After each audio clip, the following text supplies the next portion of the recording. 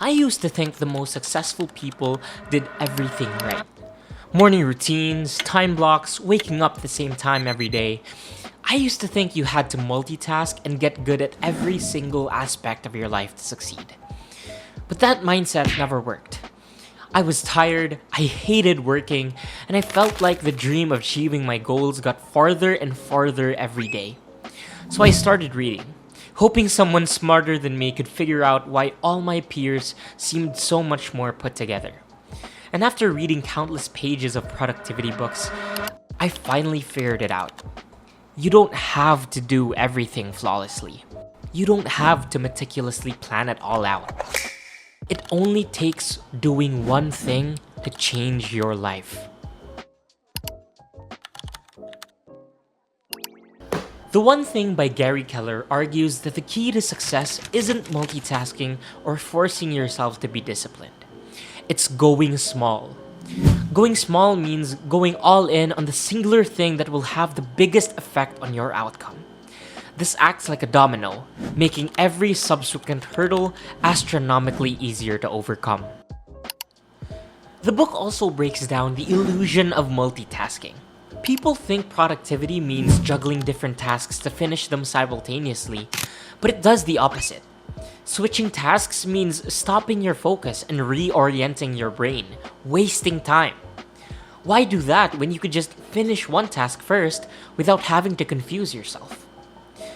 However, simply doing tasks one after the other won't help. You actually have to know what to do.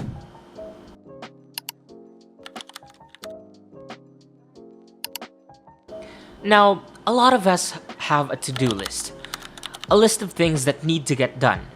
But not many of us have a should-do list. Things that must be done, and doing them will affect the other items on our to-do list. But a should-do list isn't enough as well. We need a should-do thing. The one thing that will affect or even render the other items useless. I mean, why do many things if one thing does the trick, right? I've always wanted to manage my time better. To work out, read, journal, study. These are all things I want to get done throughout my day. I started by creating a timetable. Working out in the morning, studying after dinner, reading and journaling in the evening. I got through the first and second day okay, but by the third, I got burnt out after working out and spent the rest of the day dozing off. By the fourth, I'd gone back to my old ways. The problem wasn't doing the tasks, it was trying to change all my habits simultaneously without giving each one time to be processed. If we want to be extraordinary, we have to give what matters most the time it demands. And a lot of the time, that looks like a temporarily unbalanced life, focusing on one thing only. I realized my one thing was studying. I knew that by studying for just 2 hours a day, I could actually get work done without being tired from working out and without thinking about how many pages I'd have to read after.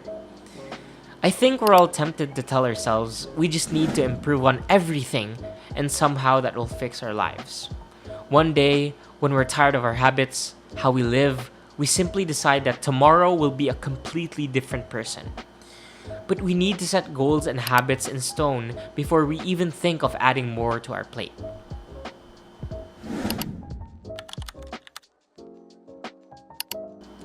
People usually see discipline as something successful people have, something almost impossible to maintain.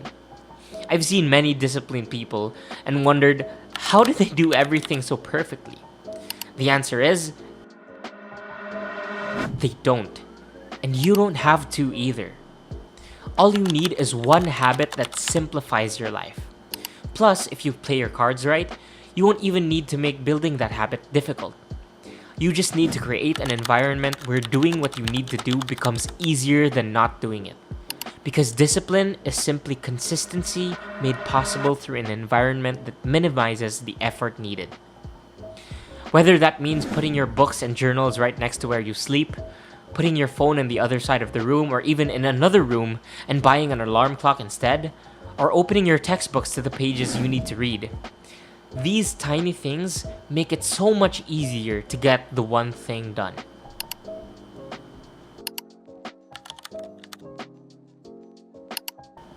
Now, the one thing isn't just about building habits, it's about purpose. The question we should ask ourselves every day is, what do I want? What's my one thing? And how we live our lives is the answer. When you ask yourself what your one thing is, you're creating a hypothetical where you are the most fulfilled and happy version of yourself. That, in turn, leads you to ask, what's the one thing I can do right now to get closer to that goal? Finding your purpose and the subsequent actions needed to pursue it is very difficult. But simplifying it to one thing means you only need to get the correct idea once and ride with it until success becomes inevitable. Thanks for watching.